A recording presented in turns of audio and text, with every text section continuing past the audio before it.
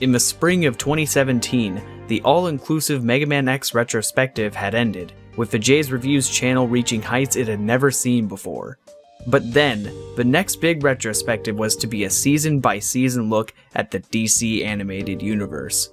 However, with the newfound subscriber base of Mega Man fans, this content went overlooked. But the retrospective kept going in spite of that and the sea of Warner Bros. Copyright claims and takedowns. Things finally seemed normal, until Jay crossed paths with Maddie and James of the YouTube channel, the Watchtower Database, in the midst of a Batwoman review. Now that that's out of the way, can I have my chair back? I have no idea what you're talking about.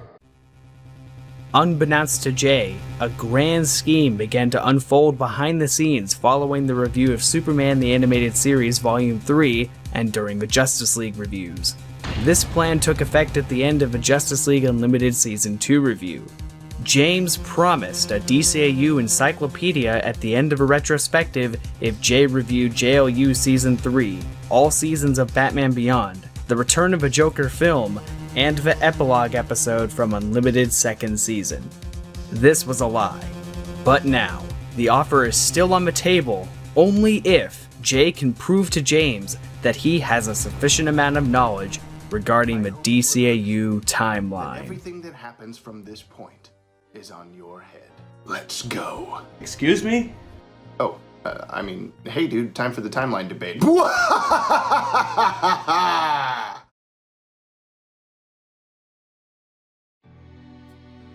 Before we begin, I think it would be appropriate to outline the rules and regulations for this little setup we have here.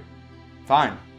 In this debate, I will be asking you a series of questions related to the DCAU timeline, and you must answer to the best of your ability, however low it may be. Above all else, it must be stated loud and clear, I didn't come all this way for flimsy evidence. Your points must be cited and delivered in a timely manner, so you can't go back and look anything up. This way, we'll see if you've retained your knowledge of the DCAU fair and square. For example, anyone can tell you that Batman's parents died, but a fan will tell you that they were shot in Crime Alley by Joe Chill, although that debatably never happened in this continuity, but you know what I mean. I mean, fair enough. Hope you didn't think I forget any of that shit. I mean, the DCAU kind of means something to me too, you know. Whatever.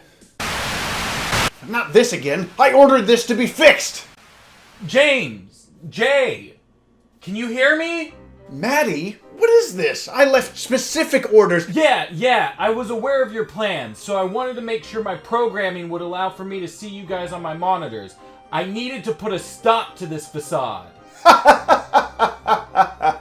All you need to do is sit in the basement and crunch data for me. We don't need an onlooker. Come on, James. If you have to do this, if you have to feed your ego this hard, then there should probably be a neutral party here to make sure you don't have any tricks up your sleeves.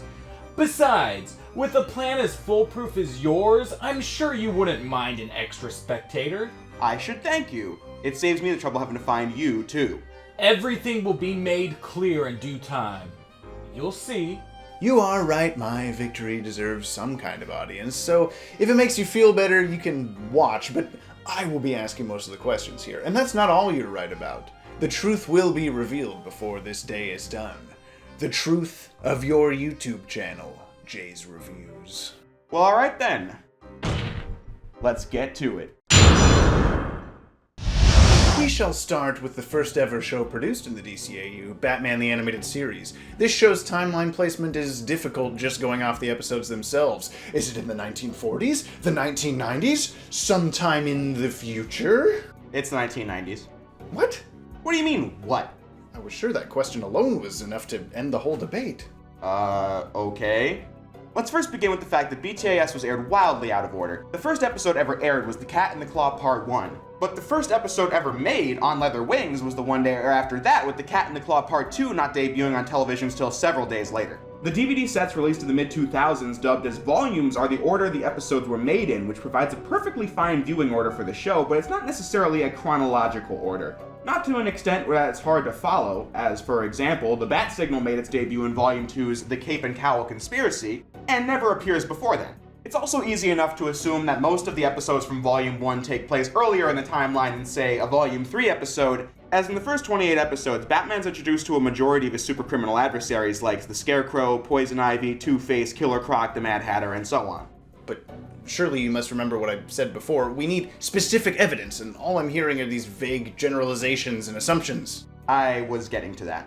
In episode 18 of that first volume, Beware the Grey Ghost, we can clearly see this People Weekly article showing the date to be October 15th, 1992, with the man in the photo next to Simon Trent being Matt Hagen, the actor who will become Clayface in a few episodes from then. But strictly speaking, that doesn't place the start of the show in 1992. Maybe early episodes take place there, but what else you got? Well, the only exceptions to what I was just saying about Batman being introduced to his villains would be the Joker and the Penguin. The less said about his intro, the better. But the Joker had been appearing as early as the DCAU's second episode, Christmas with the Joker. So if any character would be around as early as 1992, it would definitely be him. Fast forward to the new Batman Adventures era, we hear in the episode Beware the Creeper that it's been 7 years since the Joker first appeared. 7 years ago, this very night, the clown prince of crime, the Joker, was born on this spot. For reasons we can get into later, that season of the show takes place in the timeline's 1999. 1999 minus 7? 1992. You said in the first 28 episodes we see Batman introduced to a majority of his criminal adversaries, but what about Mr. Freeze?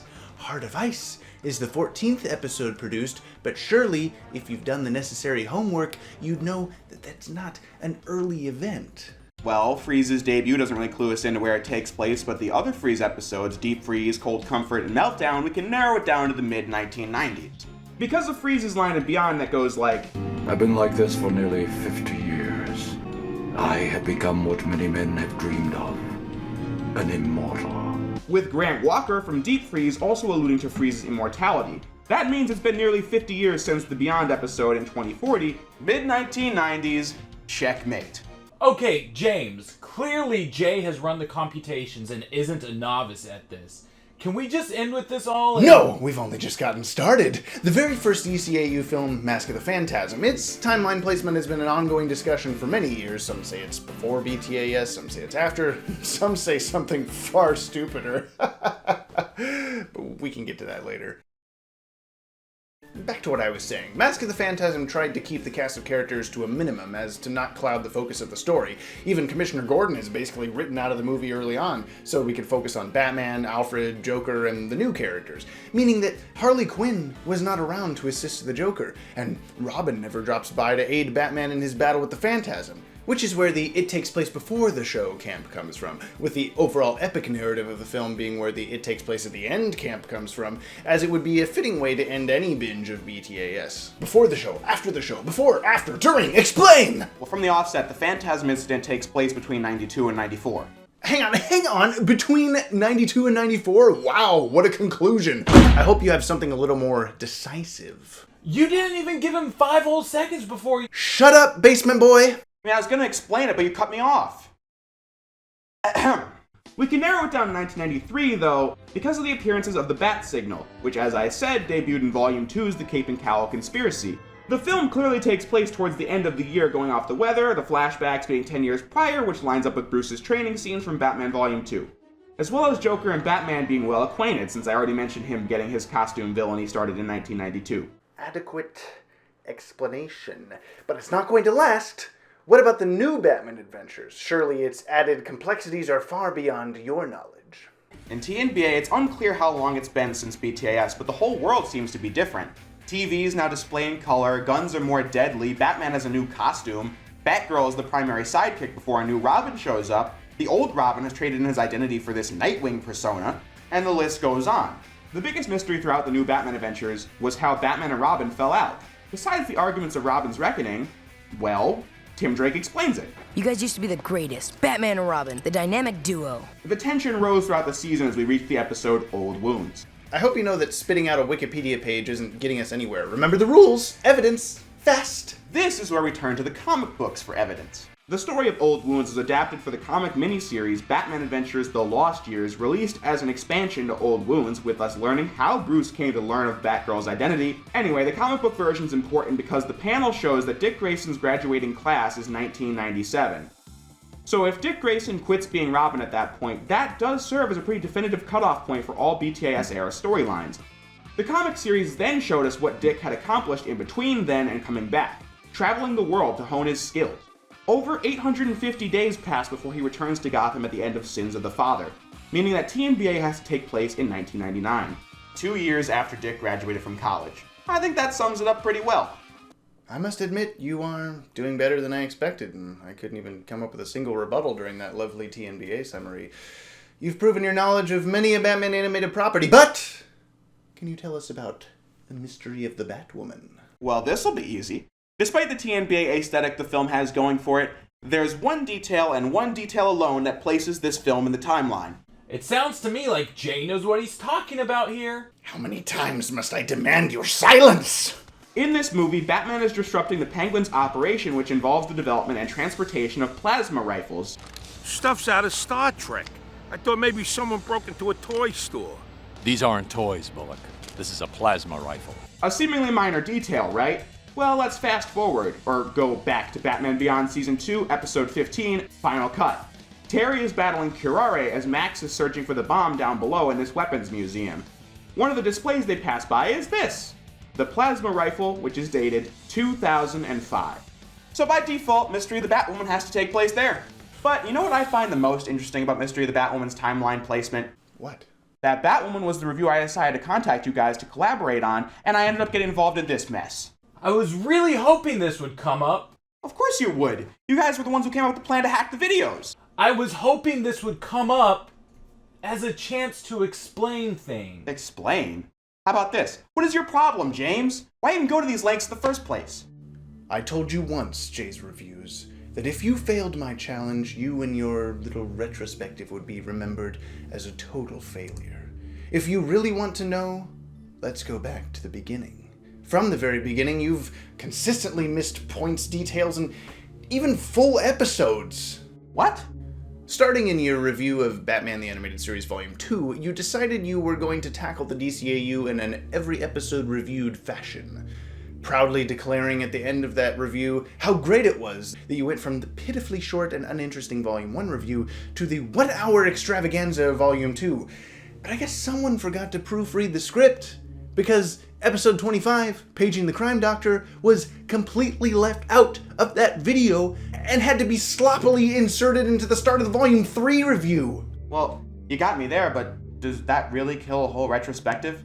Oh, but it doesn't end there. The Volume 3 review is littered with problems as well. Remember Time Out of Joint, where you needlessly insulted the character of the Clock King, confidently stating the fact that he never returns, only to see him in Task Force X in JLU's second season, where you now find yourself a fan of his character? Oh, and speaking of BTAS characters in the Cadmus arc, how about everyone's favorite Dr. Milo, who made 2 appearances in BTAS Volume 2 and was never mentioned by name in your review once, only to again return in JLU's The Doomsday Sanction, as you had to pathetically scrap together an explanation of his character.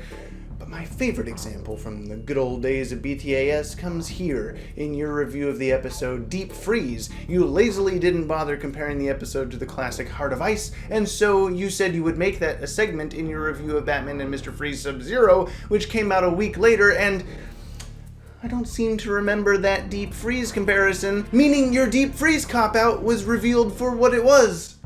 A cop-out. Then we get to your retrospective on Superman the Animated Series. Episodes 9 and 10 of Volume 1, The Main Man, you praised Lobo's debut and stated that his character works in moderation, as we would only see him again in Justice League Season 2's hereafter. But instead of checking while writing the script, you only checked mid-edit and had to insert this bit of post-commentary where you sound like you just rolled off the wrong side of the bed to tell us Lobo returns in Volume 3 of Superman's first episode. Okay, edit. Lobo does come back in Superman Season 3, but we can talk about it then. I don't even remember this episode at all, but we can talk about it then, like I just said, because we'll be doing that later this year. Only for it to be literally a cameo.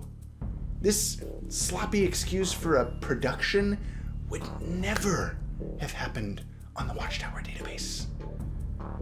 Why should I accept you as a worthy fan of the DCAU? But it's only natural that when doing a big DCAU retrospective like this, some things will slip through the cracks, especially for a one-man team.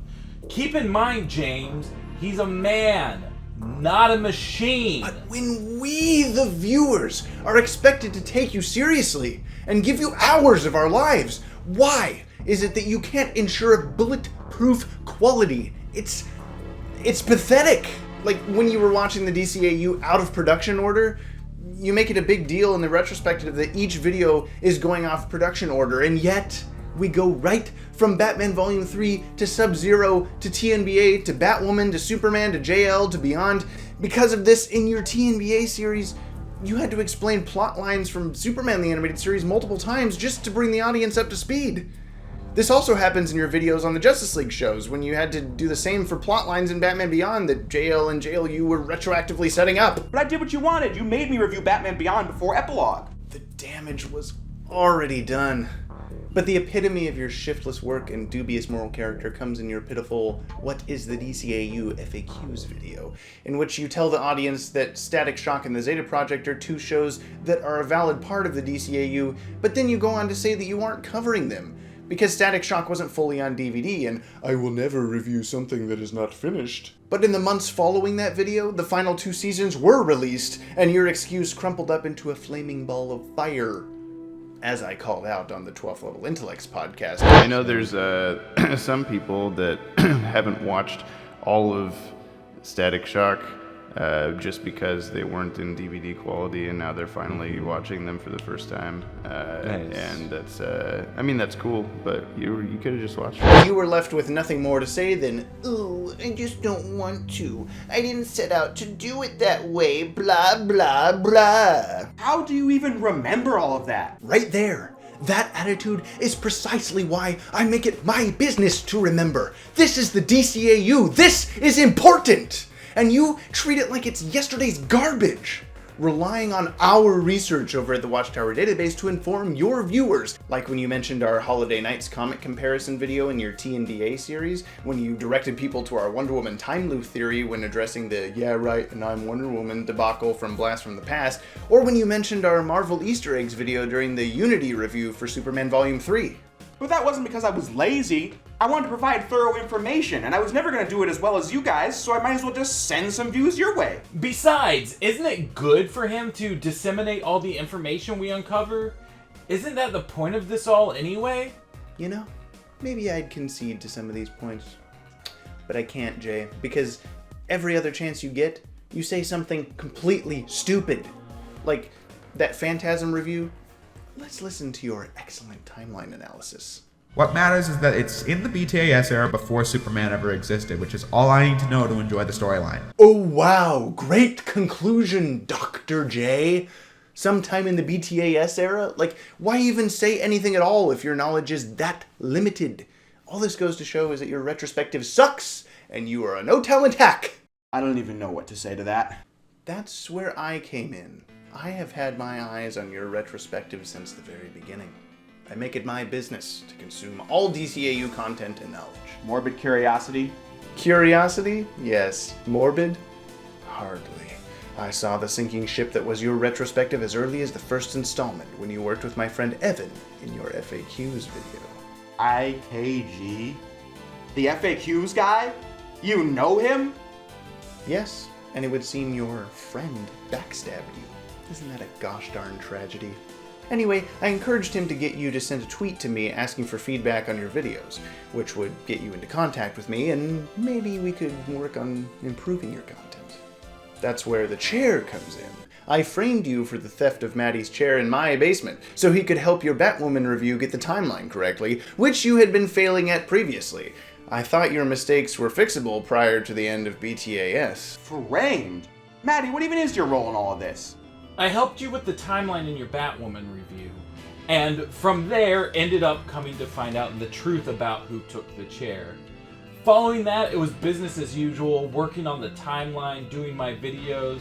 But James wasn't happy with the progress you made by the end of Superman the Animated Series, which is when he started devising his plans to interfere with your DCAU reviews. He wanted to make sure you didn't review Epilogue before Batman Beyond, So he had me compile this data on a flash drive that was able to then be burnt to a disk. As my friend Evan came in handy once more, handling the process of the disk, sending it to you on my behalf. This allowed me to gain access to your video while you were making Unlimited Season 2, forcing you to do Unlimited Season 3, the Beyond seasons, and the Return of the Joker film before you could watch Epilogue, bringing us to the current day.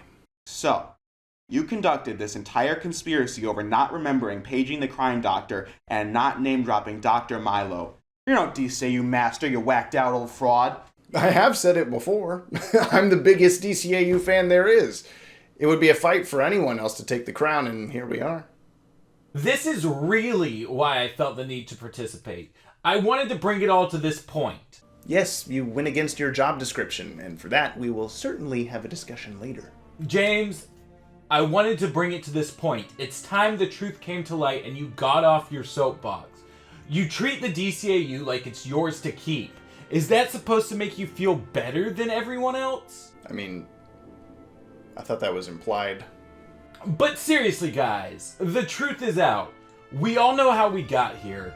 Maybe we can just shake hands and all be on our merry way. You're absolutely right. The DCAU is mine. I've put too much work into this to quit. You're free to quit, Jay, but just know I'll have won. It looks like James is fully gone. There's no harm in walking away, Jay. No. If that's how you want to play, I'm not giving up until this thing is over. Finally, some determination, some energy, some passion. Wish I got that out of those miserable reviews. Let's get to Superman the Animated Series. With pleasure. By the start of Superman the Animated Series, we know that Batman is well established thanks to this line from The Last Son of Krypton. I don't want anyone thinking you're like that nut in Gotham City. Maybe so, but Batman got his start in the 80s and carried on through 2019. Batman existing is certainly nothing concrete. Correct. Much like BTAS, when STAS started, we didn't really have much to go off of in terms of when it took place, but once TNBA came out and the DCAU started to take form, then we could get some more definitive answers.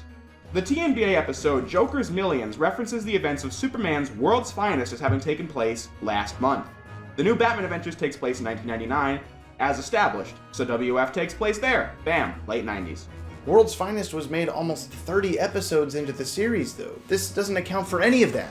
I need facts. Well, by that point, Dan Turpin was still alive, so Darkseid is yet to invade, as seen in Apocalypse ... now ! He and Superman are already allies, which means the episode Tools of the Trade has taken place, and with that, a bunch of early episodes had to have happened as well. Going back to the Superman Adventures comic book series, in one of the early issues, Superman and Professor Hamilton discuss Krypton having blown up 27 years ago, making that roughly Superman's age by the time he comes to Metropolis and gets the ball rolling on the show itself. He doesn't age much throughout the series, but time certainly does pass, as seen in the first Mitsia Spitlick episode. With those facts, and the fact that Batman is a well-known figure, which probably came about during the events of his series in the early 90s, STAS has got to start around 96 or 97. How do you not know the answer? Which is it? I mean, do you? You guys have barely touched Superman the Animated Series. At this rate, you guys will get to the Zeta Project timeline video before STAS, for Pete's sake. Is there some kind of problem with that? Is Zeta not important enough for you? Back to the timeline. Well, once again, TNBA is 1999 as Batgirl and Supergirl meet by the end of that season, meaning she'd have to have come to Earth by then. Unity's a year after Little Girl Lost, placing the last few Superman episodes in 2000. Ah, yes, bringing us to the Justice League series. When does this take place, huh? 2000 to 2002. What the? You can't just nail down Justice League like that. I want specifics! Fine. JL itself can take place over the course of years when left on its own, but in the larger DCAU it has to be this narrow window. With skepticism of Superman carrying over from STAS's legacy, that means we have to start in 2000, with at least a full year passing as hurricane season, Halloween, and Christmas all take center stage in JL episodes. But a majority of these seasons get crammed into the year 2001 because of Luthor's presidential campaign in JLU. Right, like you'd have any idea what the timeline placement of that is. 2003! But you are an ignoramus. This can't be happening. I mean, all you have to do is pay attention to the context clues and follow Maddie's research. Anyone can say that. Spit out the facts, and only the facts. If you insist. JLU's second season is the year running up to an election. 2000 can't be the year because that's the year where Superman TAS ends, JL begins, and that whole show takes place from there. Unlimited Season 1 is a year before Season 2, placing the first Unlimited Season in 2002, the second in 2003. Hold it! Nothing in the first 2 seasons would lead you to that conclusion. Diana alludes to JLU beginning 2 years ago in To Another Shore, and the final season has to take place in 2004 because Agent Faraday tells us in Iron Legion that it's been a year since the whole Luthor Brainiac thing, placing the formation of the JLU in 2002. Simple as that, with the Mystery of the Batwoman movie having to take place after JLU's finale. Well, what about Batman and Harley Quinn? I mean, half of your subscriber base refuses to acknowledge that thing as canon anyway. We have the data. Deadshot's placement in Task Force X in the Batman and Harley Quinn tie-in material must mean it takes place after his appearance in Unlimited Season 2, with Captain Boomerang being there also mean it takes place before his getting let out in Season 3. I am not done yet. The Return of the Joker flashback. What do you have? Dwayne McDuffie told us it's the last present-day event, so let's do some math. As Tim Drake said, there's been almost 40 years in the movie. That movie's 2042. Bam. So clearly, Joker's usage of Cadmus technology on Tim Drake had to have been between 2005 and 2007.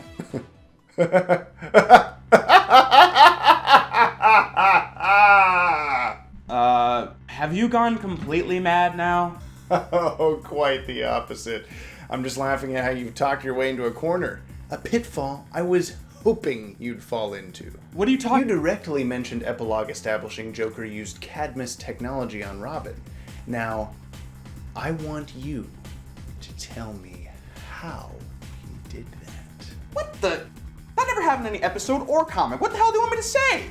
I seem to remember the rules that you let me say and agreed to, clearly stating that evidence had to be cited and explained. You said Joker used Cadmus technology. Sure, this was said in an episode, but as I said, only a true fan could explain it in more depth. If you cannot explain this to me right here, right now, this whole debate is over. Hold it!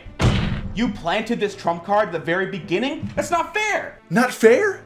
What does that have to do with anything? Well, You agreed to my terms. You can't answer this question. You lost. It's over. Done. Finished. Finito. Done like dinner. Your retrospective is a failure, and that's that. Hang on, I got an answer. It's right here somewhere. It's just It's weird. You were so confident before, and now you're stammering to get your excuses out like always, exposing your true self once more.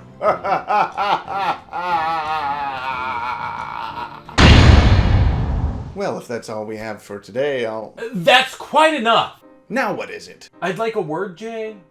Huh? I think you're getting far too hung up on the wording of things. What are you on about? You're playing right into James's hand. You're getting hung up on specific episodes and comics as your evidence, but think back to the vanishing point for a second. The vanishing point? Oftentimes our evidence would get a little bit more conspiratorial. Think back to the episode we did on the Batman Beyond Batsuit. I went into depth about the technology used in the episode See No Evil and its adverse effects. Perhaps the technology could have improved and been implemented in the Batsuit years down the line, but it's never explicitly said. So, can you really refute it or back it up? Not really. I think that's more than enough. Thanks, Maddie. We've already established Jay's inability to make thoughts of his own, so we should quickly draw this affair to a close. Give the man a minute to think. If you're so sure about your superiority, then it shouldn't be a problem. Fine. 5 minutes, but that's it. This is it. Maddie's bought me as much time as he could, and I can't waste a second of it. Now's not the moment to doubt myself. James has thrown every insult my way tonight, but I've brushed them all off so far. I started this DCAU retrospective as a passion project like everything else I'd done before, but on a scale never before seen. I've put up with and fought off too much to give up now. I was the one who poured hours into these videos and people flat out refused to watch them, instead clamoring from MMZ. I was the one who spent literal sleepless nights re-rendering the TNBA review and countless others to make it through Warner Bros.' BS copyright claims. Why? Because I have always and always will love and have a passion for the DCAU. That was the only motive I needed. With that in mind, this is the home stretch. I just need to get through this and I'll have done it. I've got to think about the Cadmus arc in its entirety. It goes all the way back to Batman saving Dr. Langstrom from himself in BTAS's first episode. Will he change again? No, the formula's out of the system. It's over. For now. Batman thought this was the end of it, but he encountered more cross-species work being done on Dr. Dorian's island. What have you done to her? And when battling Anthony Romulus, who's under the control of Dr. Milo. Milo, you're a worse animal than anything I turn into. But I'm the animal who holds the key to your salvation. Coming to a head when Batman finally convinced Dr. March to destroy the research. Is that what it's going to take? Your daughter's life before you end this insanity? But it was too little too late, as Dr. Milo still had that research and tried to make it work for Cadmus. Superman's appearance on Earth changed the way things worked. Before, superheroes were just humans taking matters into their own hands, but Superman was this seemingly all-powerful being from another world. And naturally, this led to skepticism in the government. What do you have against him, Hardcastle? He's an alien. He has no allegiance, no jurisdiction. I don't trust what I can't control, Hamilton. But they never had anything on Superman to take action against him, experimenting on children with superpowers as potential weapons. Where does your funding come from? Why, we have donors and... the government? When Darkseid twisted Superman to attacking Earth, the status quo was changed completely, as now, the whole world, mind control or not, had seen what Superman could do if he wanted to become a conqueror. How can I win back the trust of an entire planet? Bringing me to the formation of the Justice League, as they saved the world dozens of times, completely regaining Superman's public approval. But in the shadows, Project Cadmus was growing by the day. At the end of STAS, Superman's ally, Professor Hamilton, was shown a side of Superman he could never forget. Hamilton! Yes, of course. Just don't hurt me. As some kind of revenge against him, Hamilton began working with the people General Hardcastle was aligned with, stealing Supergirl's DNA while she was unconscious and using it to create Galatea, the perfect weapon to battle against the growing faction of superheroes. The world was nearly annihilated and star-crossed, causing the formation of the JLU, superheroes at their blatantly most powerful, causing the Cadmus conspiracy to unfold and lead up to the presidential election. One little scare and you betray us? You stole Kara's DNA, violated her trust, my trust. The chicken or the egg, Superman? But how does the Joker play a factor in any of it? Wait, I've got it! The first Royal Flush Gang! They were a Cadmus group, as Hardcastle and Ace both proved in JLU. That volcano woman, she was one of ours. Same with those freaks the Joker made up like playing cards. The Joker was the one who personally snatched them from the base. He said himself, "They've stuck to me like flypaper ever since." And we didn't see them when Joker appeared in Season 1 of JL, so it had to have been recent, which coincides with the time Galatea was being developed. When I was little, Cadmus used to make me play all kinds of games, but they weren't any fun either. Utilizing cutting-edge genetics technology, which I had pinched here and there, I made an arrangement with their headmaster.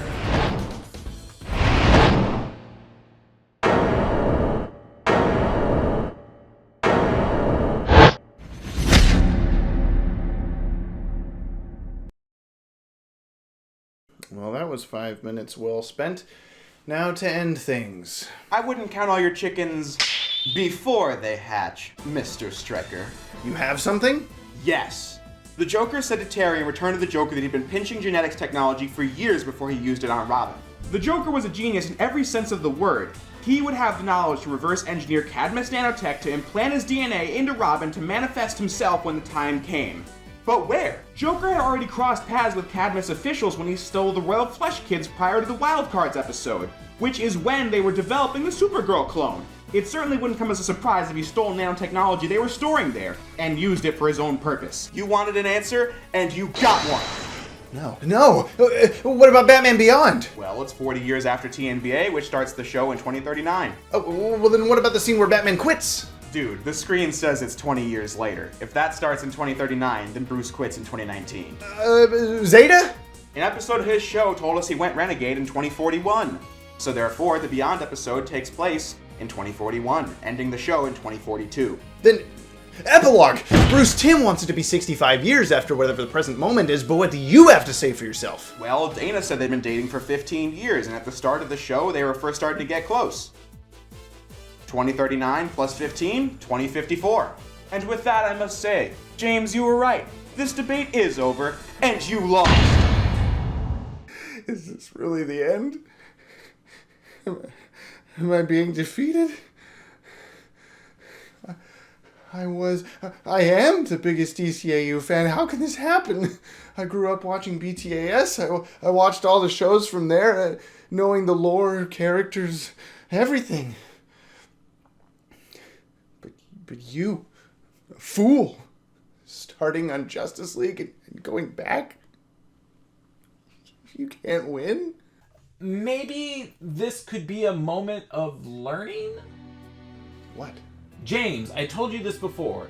Not everyone's going to experience the DCAU in the same way. Just because a fan doesn't get so bogged down in the minutia of things like we do, doesn't make them any less of a fan, and that's the beauty of art. It's up to interpretation. It was at this moment I realized I honestly didn't have anything to add. Perhaps I haven't seen enough, or maybe I've seen too much. I won, but what for? I didn't gain anything, much like YouTube itself. Is that what my fate is? Well, I'd say we've reached a true conclusion. I guess I was wrong in the end. I know it doesn't make up for anything I've said, but I'm really sorry about all this. Looking back, I see that I've made a lot of mistakes in my retrospective and my whole YouTube career, which is important enough to look back on so we can grow as creators and people. I suppose we've both learned that lesson from this. So, I forgive it. I guess you'll finally be wanting that flash drive I promised. I figured you might be needing it, now that everyone knows we're friends. Friends? Don't hold your breath. But seriously, if you ever need help, and you will, call me. Sure. But I guess that means we'll be signing off now. See you soon, Jay! Good. Bye, guys.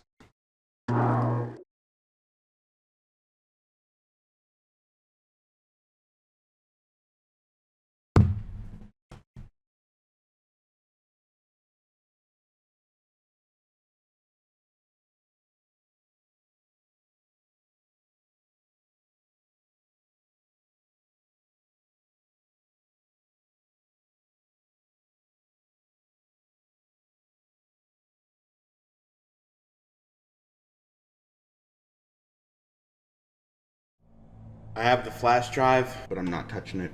The knowledge on that thing is enough to drive a man fucking mad. I don't even know anymore. But anything. No one can have this, Dante. It's mine. It belongs to a son of Sparta. They taught me some good things, too. I know. We've inherited freedom from all those who fought for it. We all have the freedom to spread the word, even me. Yet, despite the explosion, they remained pristine. It was as if nothing could ever hurt them. Guess that's what all this is about. Legacies. The game's over, Batman. I quit. Looking at Bentley and Penelope, it's clear what life is about. That's why we gotta live life to the fullest in the time we have. At least, that's what I figure.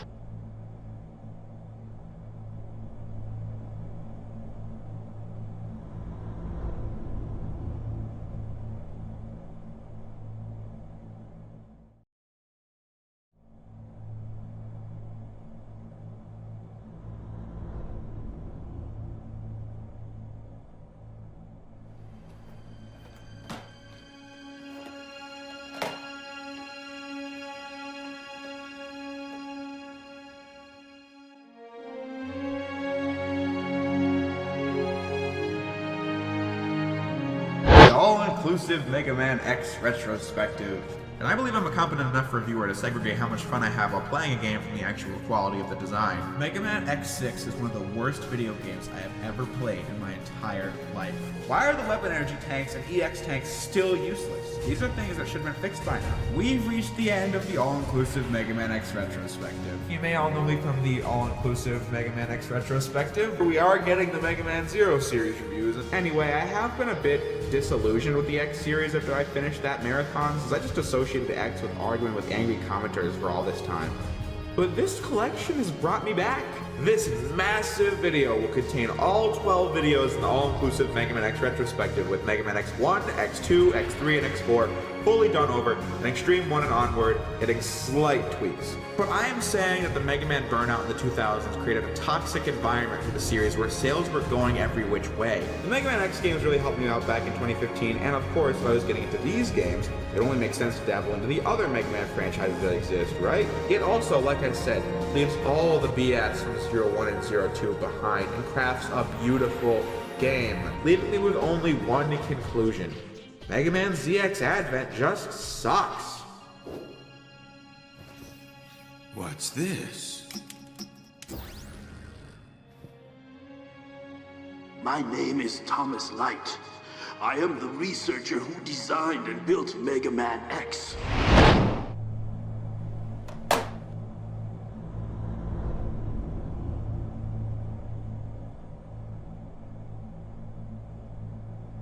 Never again.